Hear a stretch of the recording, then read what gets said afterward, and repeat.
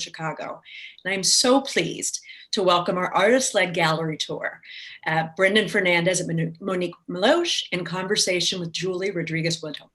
Thank you so much for joining us. Thank you also to Rebecca Wone and Chartwell Insurance Services, who so generously sponsored this tour. Sorry for the noise in the background. A bit about Brendan. Kenyan-born artist Brendan Fernandez is an internationally recognized Canadian artist working at the intersection of dance and visual arts. Currently based out of Chicago, Brendan's projects address issues of race, queer culture, migration, protest, and other forms of collective movement. Always looking to create new spaces and new forms of agency, Brendan's projects take on hybrid forms, part ballet, part queer dancehall, part political protest, always rooted in collaboration and fostering solidarity.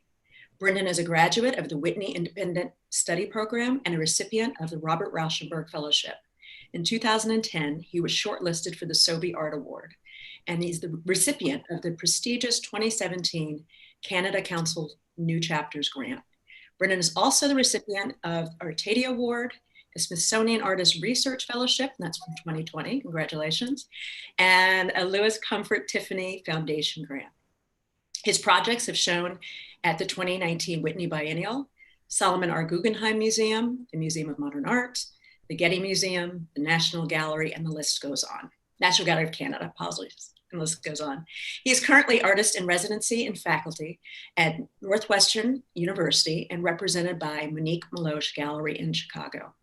Recent and upcoming projects include performances and solo presentations at the Noguchi Museum in New York, Monique Meloche Gallery in Chicago, Art Gallery of Ontario, Toronto, and the Museo de Arte, Sao Paulo. Thank you for being here. Thank you. Julie, just a brief introduction of all of her accomplishments.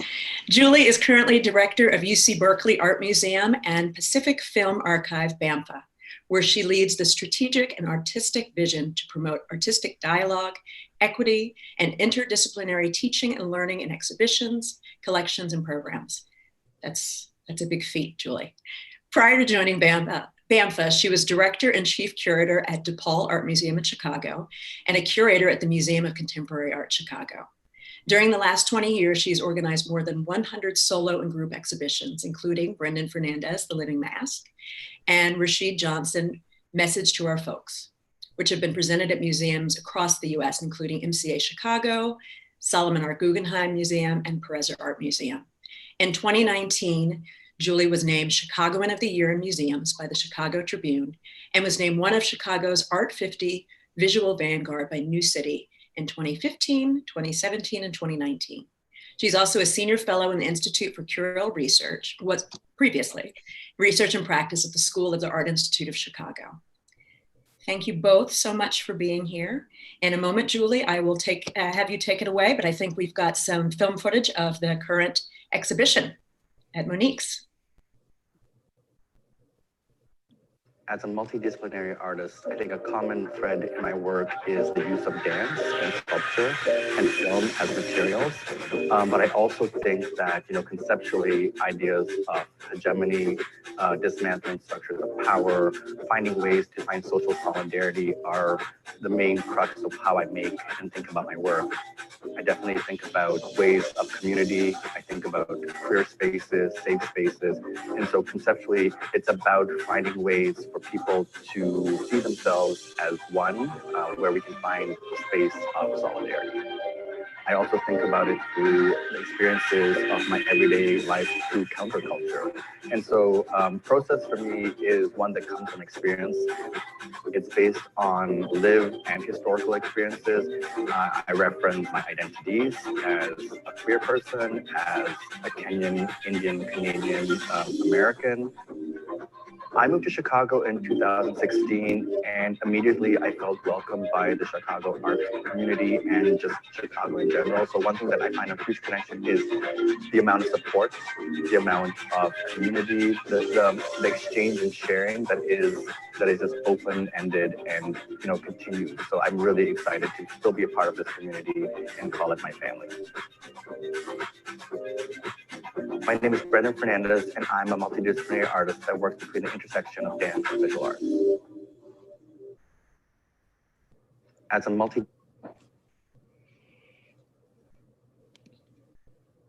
Okay, Julie. Wonderful. Well, thank you, Expo Chicago, for inviting me. In some ways, it feels like inviting me back home for the weekend. It feels amazing to participate. And hi, everyone who's participating and watching today. I will forever be willing and appreciative of my opportunity to work with Brendan Fernandez, who I honestly think is one of the most important artists of his generation.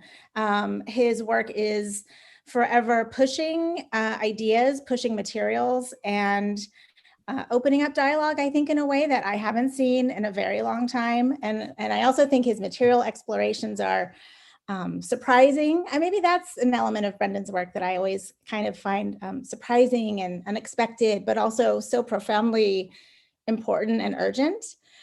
So we're going to go through maybe 5 or 6 projects of his from the last probably 5 to 10 years.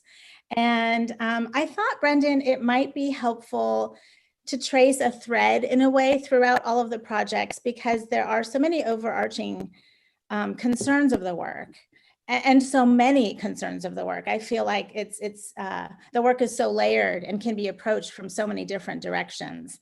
But I'd like to maybe scope out and think about the relationship between the objectified body, the present and absent body, the body as sculpture, sort of on one hand, the body itself as it's figured within the work, but also the relationship between the body and objects within the work, if that makes sense. Yes. So thinking about body as sculpture, but body with sculpture, and the tools and the props that you so beautifully create and create environments for the body to engage with. So if we could maybe go through, and then of course the backdrop, of all of that is the notions of endurance, pleasure and pain, power and control. But I thought if we could sort of dive into the specifics of each body of work, starting with Restrain, which was the most recent exhibition at Monique's gallery, that through the specificity of each very different project, then these threads might become more evident as well. Thanks so much, Tell us Julian. about Again, this. those words meant so much to me. So thank you.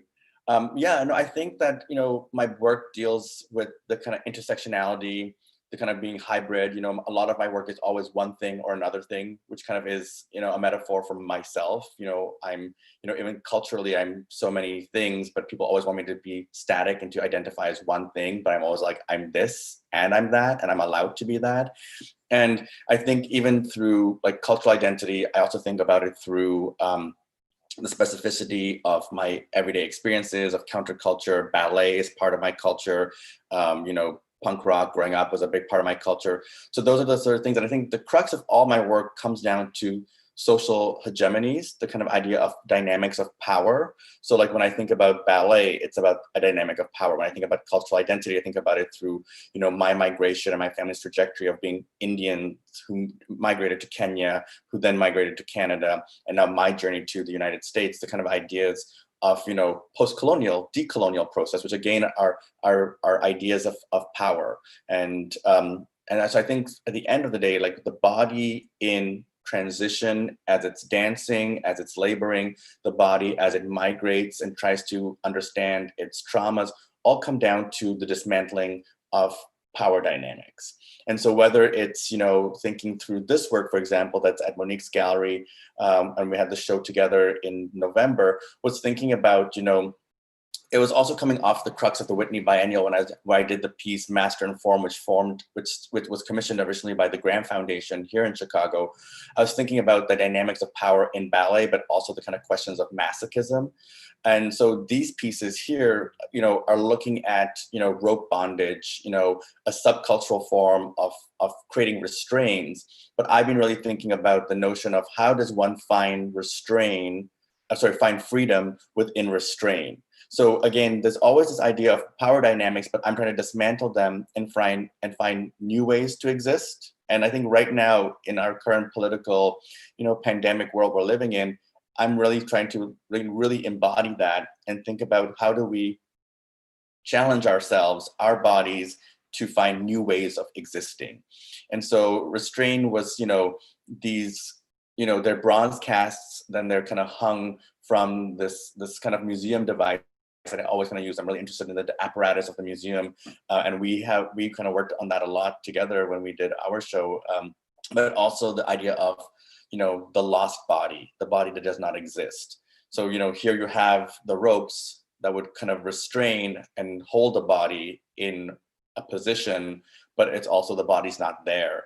And so I really think about the kind of idea of lost bodies as well as a kind of way that a body can be many things, but also the way a body can be taken away or challenged by another force or form or community. And I think the interplay between the invisible body and the projected body is also quite interesting, and where you leave that. And I've been thinking a lot, especially now, of what does it mean to be invisible?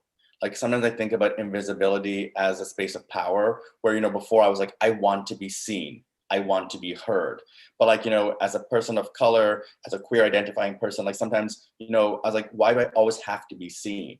Like maybe I just want to like have a moment of solitude to just exist. And I think that's where I feel invisibility has a sense of power, is that, I think marginalized bodies have always been made to be like fight for our visibility. And I guess if we get to a point of solidarity, maybe that visibility won't exist as much. And that is maybe the space that we want to go to. We're definitely not there, but I've been really thinking a lot about invisibility as a place of empowerment. Yeah. And can you talk briefly about the material choices for this? Sort of why cast bronze, such a heavy material for such a light sort of, linear construction, and then the beautiful wood seems very specific too. Yeah. So again, and this goes really personal to a personal like background. First, I love bronze because it's a moving material, right? In its molten form, like it's liquefied. So I really love that. That's also why I love working with glass. But in my undergrad degree, when I was studying at York University in Toronto, I was a visual arts sculpture major and a dance major, and I studied bronze casting. And I actually told a story to a former friend recently that the two studios, the sculpture studio was on the left and the dance studio was on the right. And there's this kind of like hallway between, and I would take my dance class and then I would like, between our breaks, I would put on my jumpsuit, run to the sculpture studio, like dip my bronze into the casting material, let it dry, and then go back to dance class. So for me, bronze was like kind of just part of like an early way of making that I understood. And I actually made these pieces at York University. They invited me to come for a fellowship program. So it was this kind of full circle back to my dance roots, back to my sculpture roots, where I learned, materials at that school. I also learned, a lot of my dance practice was from there. So I think there's a moment of that still kind of what choice for the material. Yeah, so I think that's kind of why I chose the material. And the wood? The wood for me, so again, the bronze looks so heavy, and it is heavy, but it also has this lightness with the ropes. And then I thought I really love the idea of plinths. Even in our show, we talked about plinths. Plinths for me I work with museum apparatus, museum devices. And for me, the plinth elevates the object to become quote unquote art object. It becomes sculpture, it becomes art, it becomes valid in a different way when it's on a plinth. The plinth also for me is the representation of a body as well. So, if a mask is placed on it, it gives the body to the mask. So I kind of was thinking about an extension of those kind of thoughts. But I didn't want it just to be, a white plinth from a museum. I wanted it to be like part of the object, like the plinth is part of the sculpture. And so I started thinking about this kind of organic wood that has these kind of curves. It's unfinished wood, but it takes on another bodily feel. And so there's a texture. There's a sort of unfinished rawness to the wood. And was it inspired by Noguchi, by your time at the Noguchi Museum? I mean, there's an aesthetic. Yeah, I think so. This, like the last year, I think I spent so much time in New York at the Whitney, and then doing my work at the Noguchi, which followed like basically the week the Whitney closed and Noguchi opened. But like working in his archive, the process, and my work is always process based. It takes many moments, and I spent almost 3 years in his archive. So Noguchi has really been affecting me, and he talked a lot about how his wooden biomorphic forms took on inspiration from dancers' bodies. And so these kind of like gestures just of the wood just feel lyrical to me. They feel like they're movement. So there's a certain kind of like heaviness and lightness to the bronze, but then there's this kind of elevatedness to the plinth. And then also like on purposely, I kept it opened. So there's like it's not a full closed space. So there's an opening to the apparatus. It kind of creates another feeling of like lightness as well. Mm-hmm. And in dance, specifically ballet, we're meant to feel light. Always. So the labor is meant to be, it's difficult, and there's fortitude and great endeavor to it, but then you're not supposed to make it look easy. That's the crux of ballet. The invisibility of labor too. Yes. Mm-hmm. Can we look at the next images, which are from the Noguchi show, I think. Oh, there's another from there. So this is Noguchi. Mm-hmm. And Noguchi for me, when I left ballet, I started to dance, and ballet left me in a certain way as well. We had our partings, and a little bit about my dance background. I came to dance, through ballet, and then eventually ballet was like, your body is not the right body for us. And I really think a lot, and I challenge that, the questions of a desired body. And that's what Master and Form was, the idea of like being that one type of body. And so my dancers are challenged in these apparatus, these sculptures, to perform and hold a position in perfect placement for as long as possible, and then they have to fall out of it. So there was an endurance. That piece was 5 hours, and we did it 100 times. And so and then when I left ballet, the ballet world was like, we don't like your feet, which sounds crazy, but my feet were not what they liked.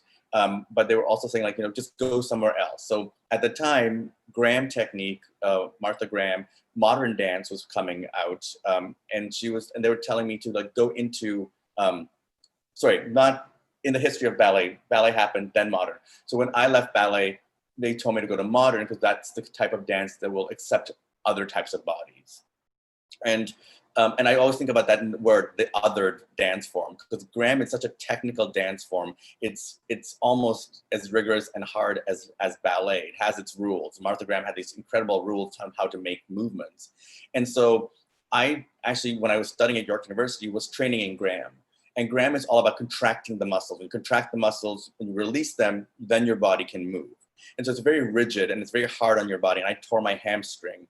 And so for the Noguchi piece, I started thinking about his collaborations with Martha Graham. He made many pieces for her ballets, for her sets and props, and they were in collaboration. So I love that kind of dialogue, that discourse of collaboration.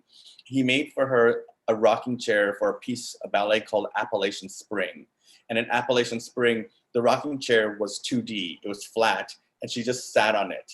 And so what I did in collaboration with Norman and Kelly, an architecture firm that I work with a lot here in Chicago, was to make the rocking chair become a utilitarian sculpture that is also a rocking chair. And I tore my hamstring dancing Graham in my senior year of college, doing a position called contraction in second. So the piece starts with the dancers on the rocking chairs, like you can see here. This is Tiffany on the rocking chair. She's in this position, and the rule is that they can't let the rocking chair move. They have to use their abdominal muscles to contract and not let the chair move. So the rocking chair that once couldn't move, we have made it to move, but the dancers have to use their bodies not to. So it's a really intense process. And the arm gesture, those arms there in Graham technique is called pleating, which comes from pleating. So it's this kind of like really intense gesture. So once they fall out of the chair, then they can start to move. And then there's a choreography that they have to follow and use the chairs with.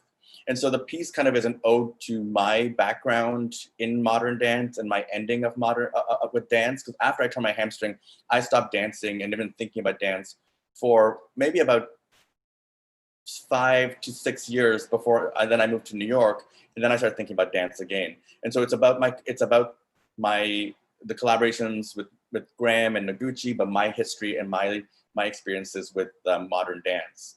And one thing I should posit and say is that, when Graham, when Noguchi made the chair originally for Martha Graham, he took inspiration from West African market stools. And so it kind of has that kind of like background back to like my history, with West African masquerade, or the quote unquote African object, where a lot of my earlier work has dealt with. Can we see the next slide, which I think has another example from the Noguchi show?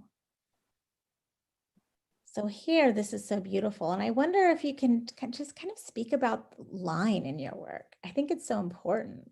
Line? Yeah, line, like the line of the body and the line of the forms of the sculptures. And it's so present in all of the work in its own ways.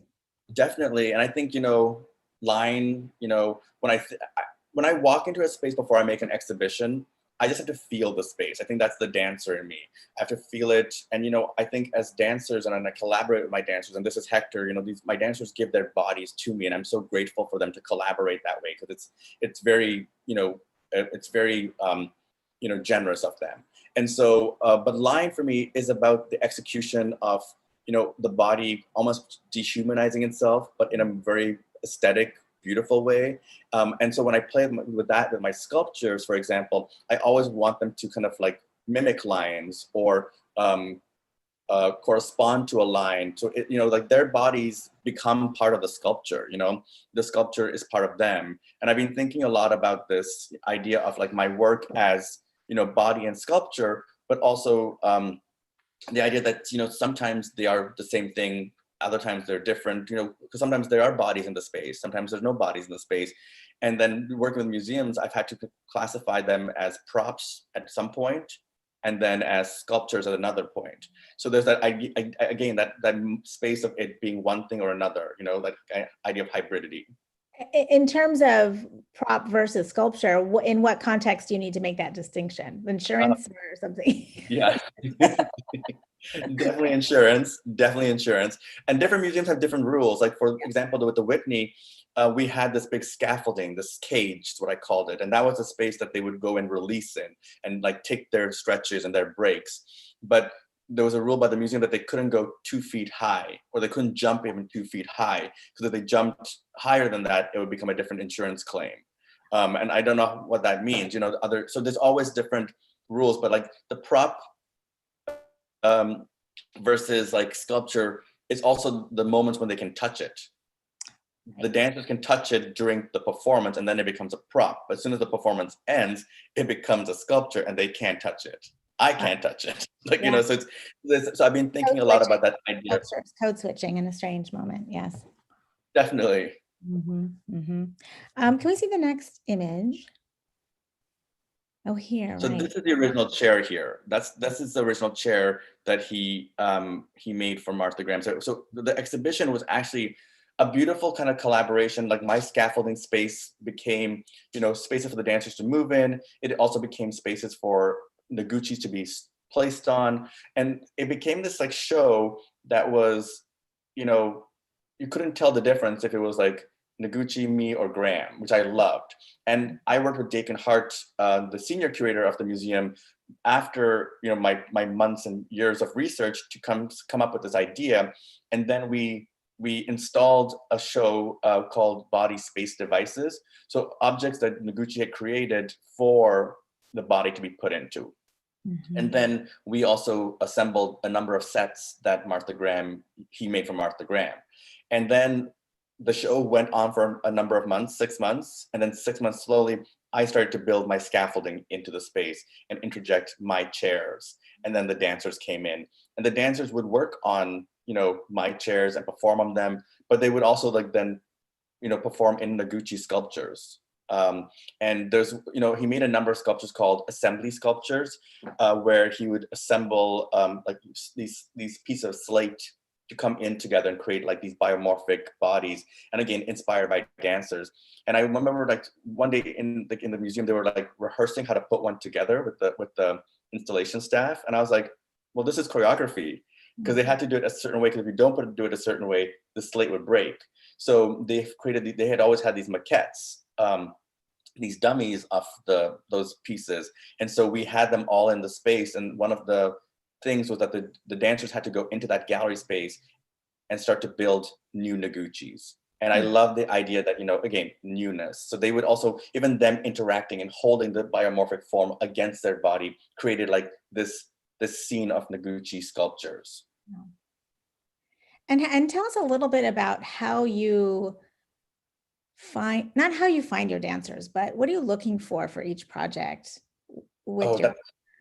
Yeah, my dancers are my community. They're my friends. We all know each other. We're a small enough community. And it depends what I'm looking for. For the Noguchi piece, I needed, for the Noguchi and the Whitney, I needed technical dancers. We have, the technique has to be learned and be in their bodies. And so I needed ballet dancers, because again, there's a certain specificities, and I'm critiquing that technique, right? And so the same thing with this piece. So I needed them to have that background.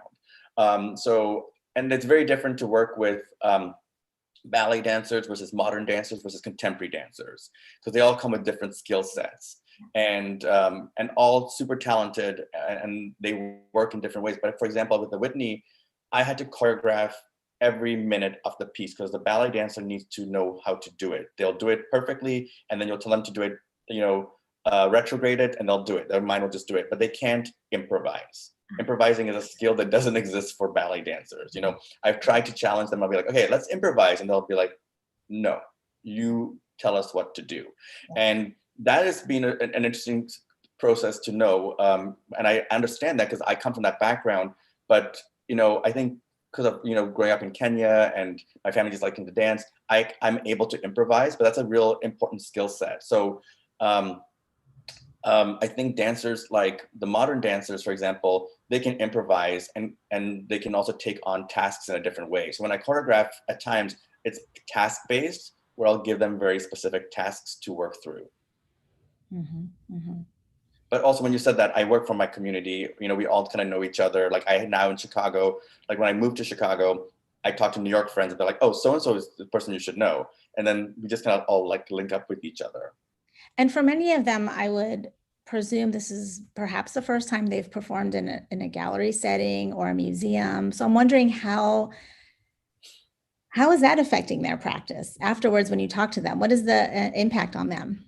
I think it challenges them and they appreciate it, because my work is never on stage. My work is in public spaces, it's in museums, it's galleries. So it does challenge, but I think they get a lot of growth from it. When I worked for the Graham Foundation, I worked with Joffrey students from the Academy, and they were like, we're always just so used to being in class on a stage. And they're like, you made us dance around a house. And they were like, it was such a different experience. So I think it also creates breadth and expansion for the dance form, which I also think is really important. Like part of what I want to do is also expand historically what ballet was. Ballet is, and modern dance have come from very, Western senses of hegemonies. So I kind of want to challenge that, again, the gendered body, the racialized body, all of that is things that need to be, put into question and critiqued to kind of create new form. Yeah. So I want to talk about Seven Imitate here, and how, again, this sort of going back and forth between a flattening of the body or image and the 3-dimension. I think the way you're able to move between those spaces is both kind of socially metaphorical and how certain bodies are flattened and not given 3-dimension. But also I'm curious how in these works on paper, you're, just using specific body parts and then collaging them together with some African objects. Yeah, definitely. And I think, I work in so many different ways. Like I definitely work in dance, but I definitely work in sculpture, but like I make prints, I make photography, I make films. And I love that, again, I'm not necessarily defined by my material. My ideas are the purpose within my practice. And so within this piece, I started thinking a lot about, and the flattening of a body, but how do I create depth and movement within a 2-dimensional space? And I did these are like, they're called Stereographs. So they're one-offs, they're unique images. But I started thinking about, first conceptually, the idea of how West African objects because most African objects in museums come from Western Africa. And I started thinking about how the French colonized and removed those objects and then brought them to the museums in France, Paris. And I also started thinking about how that was the beginnings of like, museums and collectors wanting these objects. But then I was also thinking about ballet as a French, a French court dance that started in the court of Louis XIV. So again, the juxtaposition of a ballet hand, a French dance technique against a West African object to give it body. And then this idea of like, new object, new formation. And so in West African masquerade, there's 7 imitators, 7 characters. And within printmaking tradition, a lucky 7 is a type of print edition. So this is why there's 7, and they're the 7 that imitate the kind of characters. So there's the trickster, there's actually the dancer. So I was playing on these kind of characters. And when I was making these, I photographed my friend Lauren Post, who dances with American Ballet Theater, her hands, and then I created photolitho plates. And in the process of making them, I would ink the plates and then roll it through the press and then slowly pick up the plate again and then move it. So if you can see, there's kind of like a depth in the hands, for example, specifically in this first one, because that movement comes from then rotating the plate and then printing it again.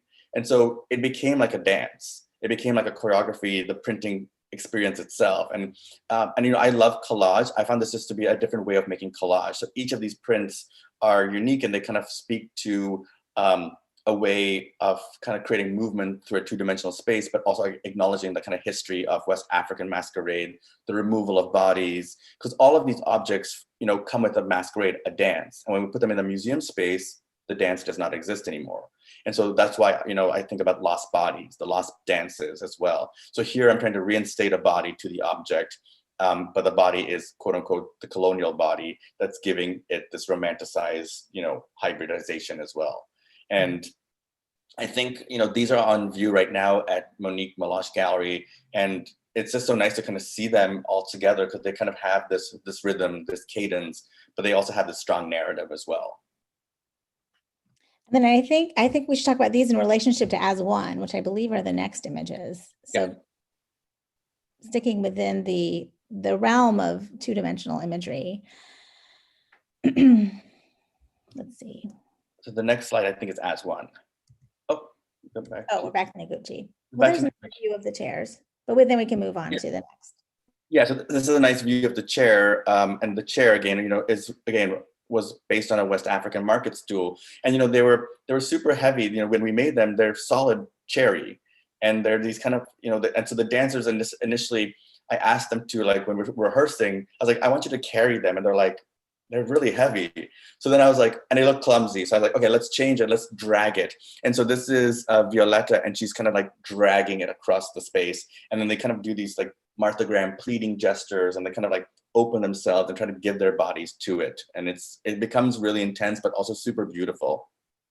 Actually, while we're on this slide, just because I'm noticing, the costumes, what they wear is also very important in terms of the aesthetic of the performance and the installation. So can you talk briefly about kind of the design of that?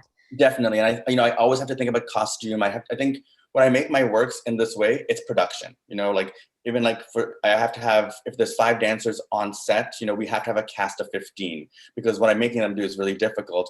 And then they have to have, like breaks, and, and I'm very conscious about that. But costumes are a big thing because it changes the space. So for the Whitney, I worked with a certain fashion, designer to create something for them, which was like, a ballet uniform, like black leotards, but it had like these kind of like epaulets of like leather and metal on them, like accessories to kind of change this feel. This one I wanted to be organic and think about uniform in a way that how uniform can be something that brings us together, but also something that can be like made individual. Like when I went to all boys school in Kenya, and I always had to wear a uniform, and I hated the idea that I had to look like everyone else, but I wanted to wear the uniform, but I would wear it with like Doc Martens or something, to kind of make it feel me. So this is a designer called Rad Haruni, who is a gender non-binary fashion designer based between Paris and Montreal. And he made all these kind of like, kind of clothes. He gave us like a number of clothing that felt non-binary, non-gendered, unisex.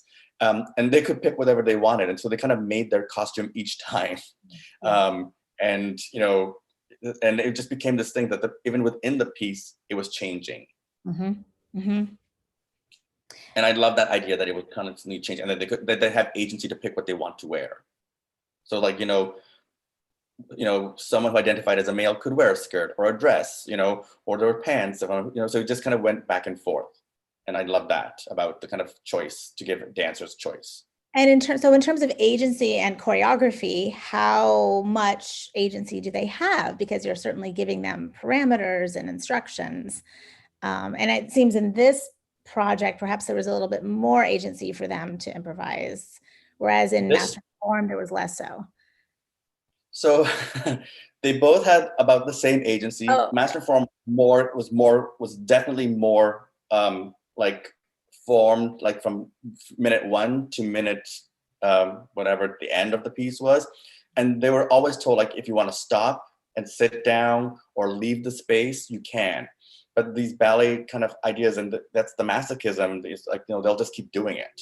And I'll say, like, stop. Like, I remember, like, one time, one of the dancers said to me, "Brendan, can I take off my point shoes?" And I was like, yeah, that was always a choice for us. We made that decision that if you want to take your point shoes, like, I'm not going to dance on point for the second run. And I said, okay. And she was like, that's fine. I'm like, that's fine. So they still come to me as the authority, which is interesting, because I'm questioning spaces of hegemony and breaking down the structures, but I also think about my placement and my way of existing in my work. And so when the second run happened, I noticed she still had her point shoes on. So when we finished the second run, I said, "I thought you weren't going to wear your point shoes." And she said, "Yes, I know, but I look better with point shoes on." So again, it's that kind of aesthetics thing as well. Like, I can be in the pain, but I know, but you gave me permission, but I'll still do it. And so, and again, that was the thing, like, Martha Graham was like, take off your shoes, dance barefoot, there's all these things that come out of it. But then, like, with the Master in Form, like, I gave they liked everything because everything was prescribed except the cage. Because the cage, they could just do whatever they wanted, but they wanted me to tell them what to do. With the Graham dancers, there's more like times and motifs and things that they can do in certain spaces. And we divided it between 4 different spaces in the museum. So they would have like chair time, where they would have to work on the chair. And there was a number of movements that they could do, or they could even just like sit on the chair in stillness. Because I really love stillness in my work. I want the dancers to not always be moving. Because I also believe in stillness, there's a lot of activation, there's a lot of work. And dancers don't want to stop.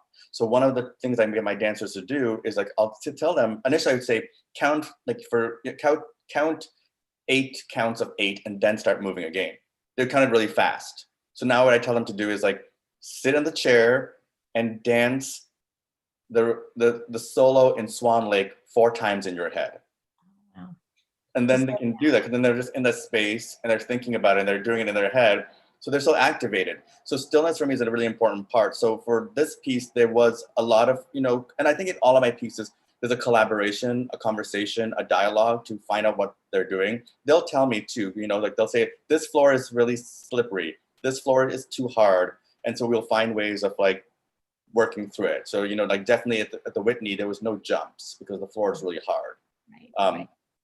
Yeah. Well, their safety is a concern too, I'm sure. Yeah, their safety, it's their bodies. It's their bodies. And, I think I always think about the floor as a space of resistance, as a space, an architectural device that supports the body, but also the one that penetrates and hits the body and challenges the body. Like, we carry the pain of dancing through how the floor hits our body. And so agency always comes from a place of, like, what is this floor made out of? And then for me, that's also a political space. Like, when I think about the dance club, where, I find, as a queer person, I go to the club is my space of freedom and sanctuary. Exactly. So we've been speaking about the Whitney Project, Master in Form, and this is a picture of it because we haven't shown one yet. So I just wanted to make sure people understood what we were referring to. So these were all ballet dancers. So these are, and so this is the cage, and this was, like, the hardest part for them, was to kind of just be in it. But eventually, with all of the performances, you learn it in your body. You know, that's the thing that we always talk about. How do we learn it in our bodies? How do we carry it in our body? So eventually I would come into the piece because I wasn't there for every performance. So then I'd come back and I'd be like, oh, look, they've taken it on. And so I also give them a lot of responsibility, you know, and that's why I'm so indebted and grateful to them, because it is something we work together, and then I leave. And then I sometimes get to come back and see it.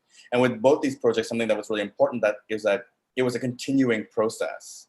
It wasn't a one-time performance. You know, sometimes I'm just like commissioned to do a one-time performance, and we do it, and I don't know how it exists after. Here, I really learned to process. I learned, you know, we did these check-ins with them, with the Whitney, where we'd have like every 2 weeks, we'd have like a survey that the museum did, and we'd kind of talk to them about like what feels good, what doesn't feel good, again, to take care of them. And they would say things like, we're getting stronger. Like, you know, like they were, you know, or we're like, I've been timing myself and I can hold this position longer. Or, you know, I realized that I hate working in this one device that you've given us. So there was 6 devices in the Whitney piece that they had to go into after the cage and play in. And they would say like, so there was a schedule. And like, I know, for example, like Hector hated being in the arabesque position, but when he was scheduled into that, he'd always try to find somebody to trade his shift with. So I love that they kind of created this bartering system. Yeah. I'll trade you a plie for a arabesque. That's exactly. And I was like, oh my God, I love that they just, yeah. And I actually, you know, looking at this, how long was this performance? Was it 3 months or longer? The Whitney, I think Whitney was May, June, July, August, September, 5 months. 5 months, right. So yeah, and we did it, you know, it was 5 hours long with breaks, but we had like a run of 5 hours. And then we did it 100 times. Wow, that's incredible. Yeah. And I also want to mention that, you know, this Whitney had its controversies. And there were some artists who said they wanted to pull out in protest of some of the funding that the Whitney was receiving. And I thought it was quite poignant that you held the position that, you know, you are you're caring for these dancers and their livelihoods by continuing to participate in the exhibition, because they're relying on the payments and the funding and this opportunity. Do you want to talk a little bit about that? 100%, because, you know, like my dancers are my community, they're my family, they're my collaborators. And, you know, if I pulled out of the Whitney Biennial, they would, you know, 20 dancers would not have had, you know, 5 months of income. And they also all work other jobs. So this is part of their income. As dancers, we work multiple jobs. But I felt I have a responsibility. Like, I feel like I have a responsibility now. Like, I'm not working, but I feel like, you know, they're not working too, you know, so it's something that I really do question. But, you know, the Whitney Biennial, you know, had its controversies with the funds coming from a certain board member. And I also believe personally that, you know, yes, we can create politics and create protests from within. Like I didn't want to remove my voice from the project as well, because I felt by staying in, I'm creating visibility. So we're talking again about visibility. I'm creating a space that's saying like, yes, I'm here and this is what I want to do. Yes, I feel there needs to be a lot of change in institutions, but dismantling something and starting from a new building is not necessarily the way we can do it right away. We have to do it slowly. And, you know, I started thinking, because there was a lot of conversations and kind of sensational conversations within the artists being like, well, let's just close the museum down and start a new museum. And I was like, yes, in a utopic kind of sense, that would be a way to do it, but that's not what's going to happen. And so my mentality is like protest from within, create change from within, give visibility from within.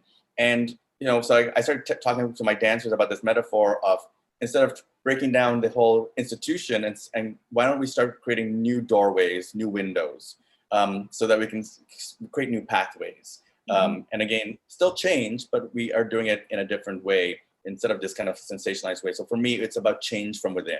Yeah.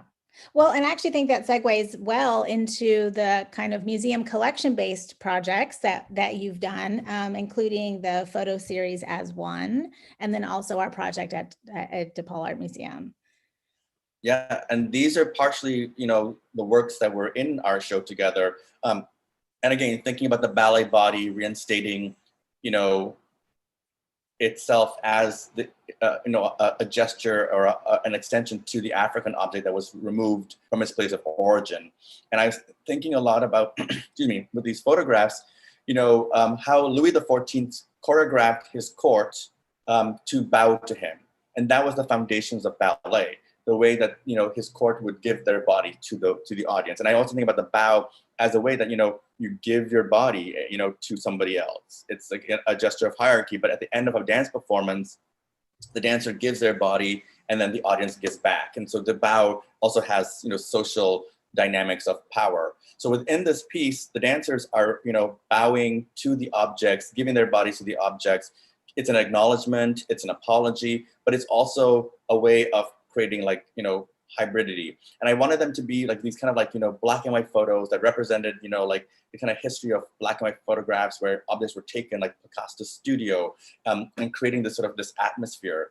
Again, I'm working with dancers who are, American Ballet Theater dancers, Lauren Post and Dave.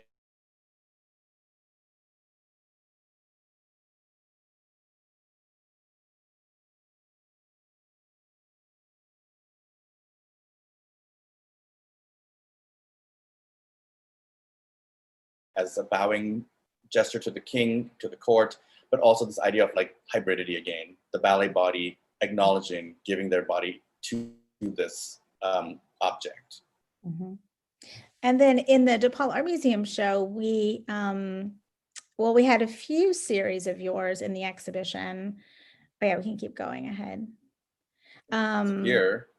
Here, so when Brendan and I first started talking, and when I had a studio visit with him and just started learning more about his work a few years ago, I was very intrigued about his work with African collections. And we have a collection at DePaul Art Museum of African objects, about 250 objects.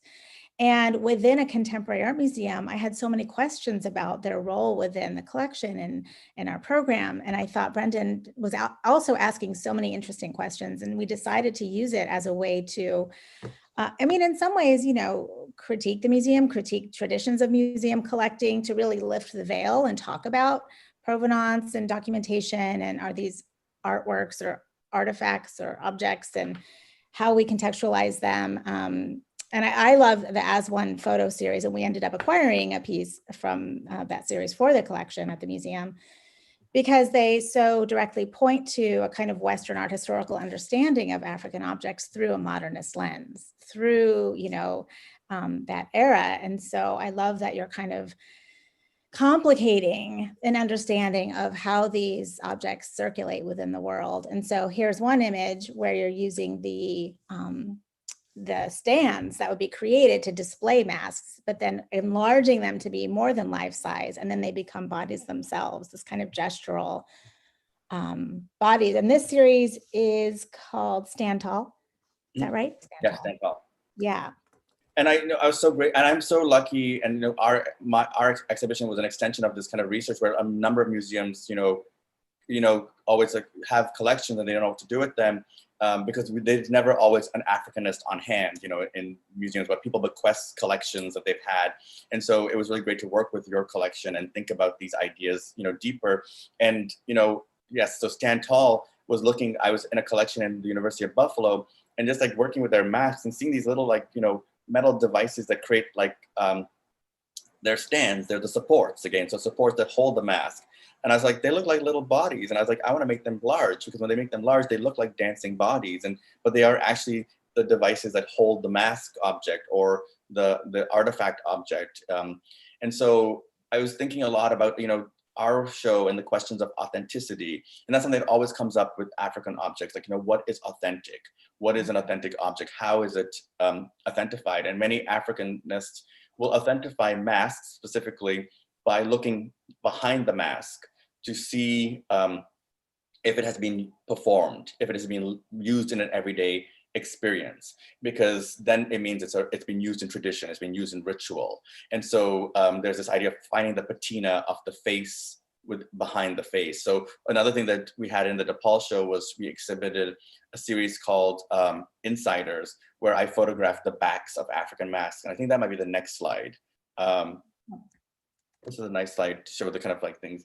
So you can see here in this slide here, there's the masks, but I've photographed the backs of the masks to kind of create the kind of idea of like looking inside, or even like they're all hung at like a certain like eye level. So it kind of feels like it's a group of like, you know, actual like, you know, spirits or humans or bodies like looking at you, or you could walk into the mask and put it onto your face. And I love that too, because I think a lot about my work through, you know, Lacanian theories and the idea of mirror stage, but also the idea of mask changing the body, hiding the body, giving identity to a body. And so there was this, and then we also then displayed a lot of objects from your collection. And we did subtle things where we painted the plinths, these kind of like, you know, brilliant colors that kind of like activated the space.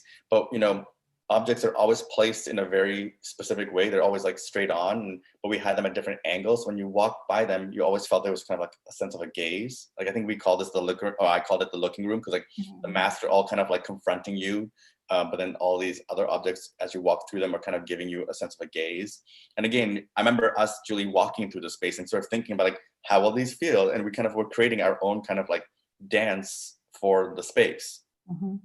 Yeah. I always think about like, how does one walk through my exhibitions?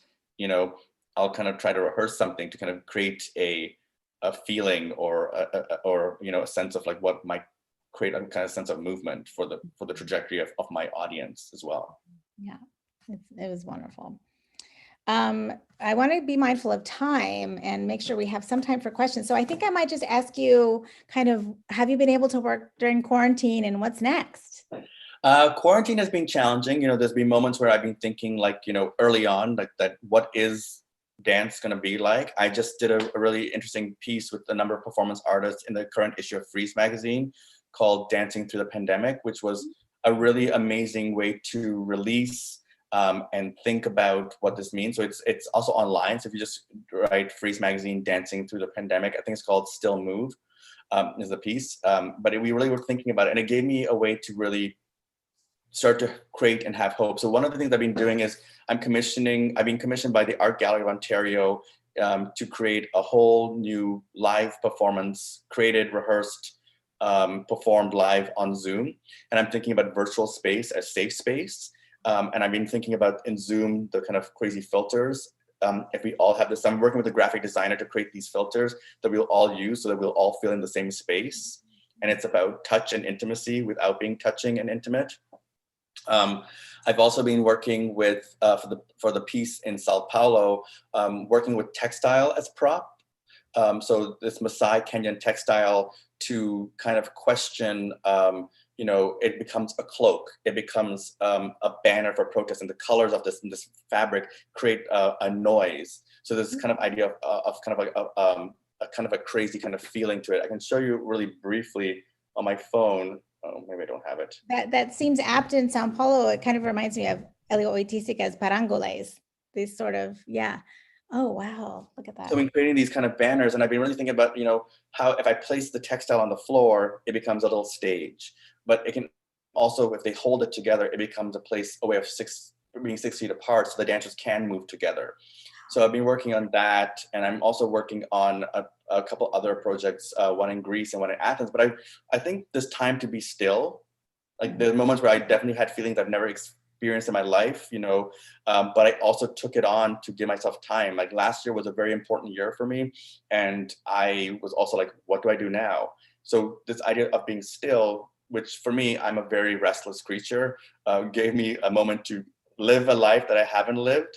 But it also gave me like a space to be resilient and come up with a lot of things. I'm really excited for when we can be together and do things in terms of like dance. But I've also been thinking a lot about the kind of ideas, the constraints of social distancing, which I think, you know, dancers or artists in general, when we're challenged, we take it on. You know, I want to create new voice. I don't want to stop, even though I took time to stop. But now I'm ready to go again. Right, exactly. Not surprised. Can you tell us briefly about your virtual residency at UC Berkeley, which makes me happy since we're sort of connected in that way? Yeah, I love this. So yes, UC Berkeley South Asian Initiative has invited me to do a 72-hour virtual residency. So I'm kind of creating a platform where I'll be making work, doing workshops, talking, but also doing interviews.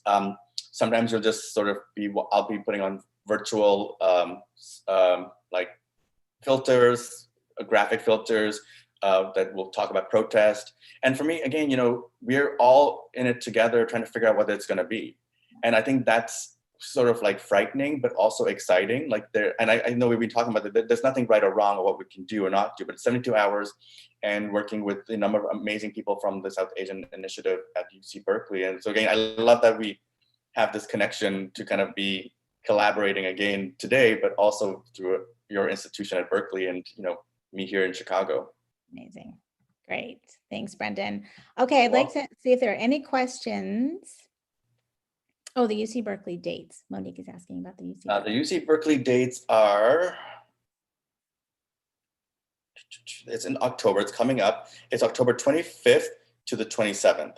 And then it's me and another artist, Mithun Sin from New Delhi. So we're gonna be kind of like going back and forth. And we've also decided that we're gonna try and find a time where we're both gonna cook dinner together and exchange our recipes and eat together. And so there'll be these kind of beautiful kinds of exchanges as well. Okay, I'm looking at to see if we have any questions. I mean, I think you kind of touched on this, but there was a question from Noreen. Much of your work is rooted in live performance. How are you working through the limitations of performance at the present moment of distancing? So yeah, the live performance has really been challenged. I've been thinking about a lot of solos, outdoor spaces. The street for me right now is such a political space. So protests and dancing on the street for me, which I've done before, but I want to do more of that. Again, working with textiles and allowing the dancers to hold objects that can move. And if it's not like a sculpture, but still a sculptural kind of prop. So I've been thinking about that. I've been thinking about noise. Noise is a collective action to gather, because my work is about collectivity. It's about solidarity and bringing bodies together. In the past, it's about bringing critical mass together. So now I've been thinking about how do we all scream together? So I've been thinking about noise as a way of being a collective motion. And even this fabric, for example, it's a visual noise. So noise as a way of bringing bodies together. So those are some of the strategies. So I feel confident in those ways. Again, I'm making things on Zoom. So again, working with filters and technologies. I've been doing things with AirDrop, where I've been writing dance scores, and then just if people's phones are on, I just keep dropping the score to them. So I've been really thinking about technology as a form of making movement and calling and gathering. So call and response has always been a part of my work.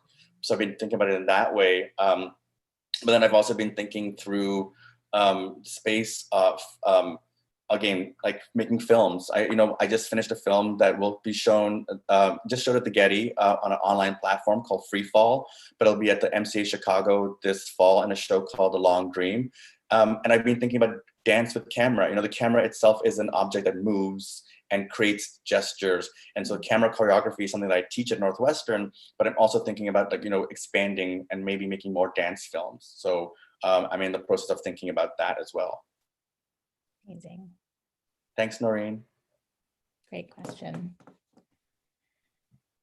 We probably have time for one more question if there is one. Let's see.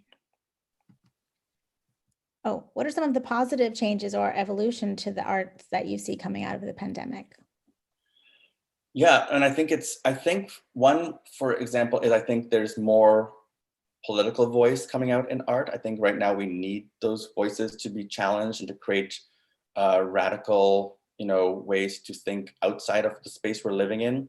I think there's building more community. I think we're coming together and supporting each other. And I think that's huge. I think the art community always is, but right now there's more support. There's more ways of expressing that.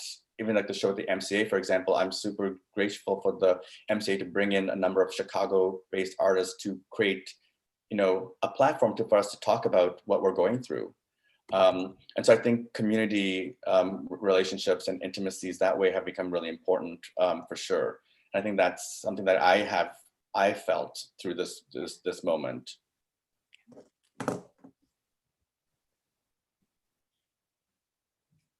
There's a question about how people in, how can people access your virtual residency? Maybe this is a question for Alan too. Is it open to the public, or is it sort of more of a? So the virtual residency is open to the public. Okay. It'll be on UC Berkeley's a YouTube channel, and it'll be, so you can watch however much long you want, however little you want. I also have work up, so what you saw today in the video or in some of the slides is an actual exhibition that we've put together in the back room of moniquemeloche Gallery. And Monique is opened right now, and it is by appointment. So everything's done under, you know, social distancing, safety precautions taken. But it would be great if people went and saw the work in the flesh, in the live, whatever that means. But the work is up there. And so, yeah, moniquemeloche Gallery will be taking appointments for visitors, which is another way. I think, you know, one thing I've really missed is seeing art. I think I kind of took it for granted, the idea of just going to see an exhibition. And, you know, it's a weird thing. I don't see all my friends all the time, but when I see art, I'm like, and it's my friend's work, I'm like, oh, it's my friend, I see them. So I think it's really important to go and see art, to reconnect with the art, but also the person who possibly made it. I think it's really important. But I really miss seeing art and watching dance. Me too. We're starting to open up slowly in the Bay Area. Yeah, it's gonna happen, and we have all these new things to look forward to. So that's really exciting for sure. Wonderful. Okay, well, thank you. Thank you, Expo. Thank you, Ebony. Thank you, Julie. Thank you, everyone. And again, thank you to moniquemeloche Gallery for making this happen as well. And please go see the work if you have a chance. And be safe, be well, take care. Brendan and Julie, thank you so much on behalf of all of Expo. We really, really have enjoyed listening to this. I know the attendees have as well. Your willingness and enthusiasm to participate in this is really important, as you both have been so supportive. So to have you in this first exhibition weekend experience has been great. I also want to quickly thank our sponsors for Exhibition Weekend: Northern Trust, Liberty Specialty Markets, Chartwell Insurance, and Terry Dowd Incorporated. Thank you. We appreciate the continued support of Expo Chicago and our city's vibrant cultural community. To our attendees, thank you so much for sharing in this with us. Also, enjoy the virtual studio visits that are left, the exhibitions, the gallery tours, and discussions. The online viewing room is open for the rest of the day, so please take a look at the wonderful artwork that is available for sale. For now, thank you so much to everyone for joining us.